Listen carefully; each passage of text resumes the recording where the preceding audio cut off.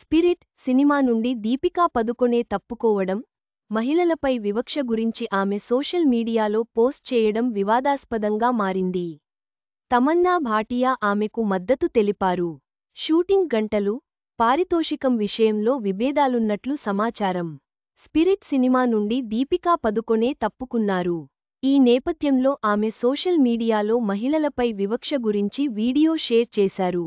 Deepika post చేసిన వీడియోను Tamannaah Bhatia like చేసి మద్దతు తెలిపారు.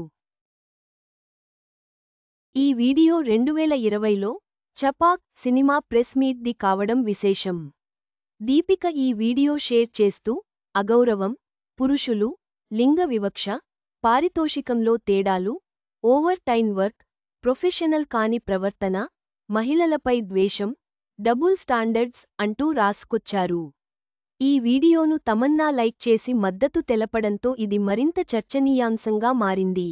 స్పిరిట్ సినిమా కోసం రోజుకు 6 గంటల కంటే ఎక్కువ షూటింగ్ చేయనని దీపిక స్పష్టం చేసిందట. ఈ విషయంలోనే దర్శకుడు సందీప్రెడ్డి వంగాకి మండిందని, అందుకే దీపికాని తప్పించినట్టు సమాచారం. షూటింగ్ 100 రోజులకు మించితే అదనపు రోజులకు అదనపు పారితోషికం ఇవ్వాలని దీపిక డిమాండ్ చేసినట్లు తెలుస్తోంది. ఈ షరతులు సందీప్రెడ్డి వంగాకు ఇబ్బంది కలిగించాయని తెలుస్తుంది.